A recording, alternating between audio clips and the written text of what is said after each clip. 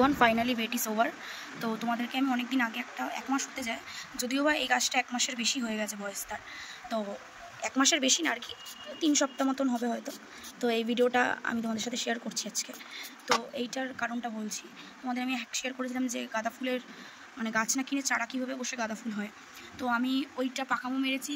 Finally সেই জিনিসটা আমার সাকসেসফুল হয়েছে, দেখতেই পাচ্ছ তোমরা কি সুন্দর দুটো গাছ উঠেছে। তো এটা আমি তো 2 রকমের কালারও মিশিয়ে দিয়েছি। একটা হচ্ছে তোমার ইয়েলো, সব মিলিয়ে মিশিয়ে দিয়েছি, জানি না এটা কোনটা কালারের উঠছে। দেখতে পাচ্ছ আমি বাড়ি গেছিলাম, তো বাড়ি আসার পরে রেজাল্টটা তোমাদের শেয়ার করছি।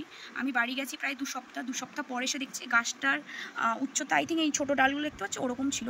তারপর এখন গাছটা অনেকটা বড় হয়েছে। থু সব নজর লাগাবে আমার গাছে।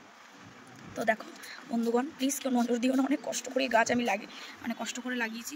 তো এই গাছটা এখন এই দিকটা বসানো রয়েছে। তো ওইদিকে আমার বর একটা পাকামো মেরে তোমাদের সাথে উচ্ছে গাছ লাগিয়েছে, সেটা আগে হোক, তারপর তোমাদের সাথে শেয়ার করবো।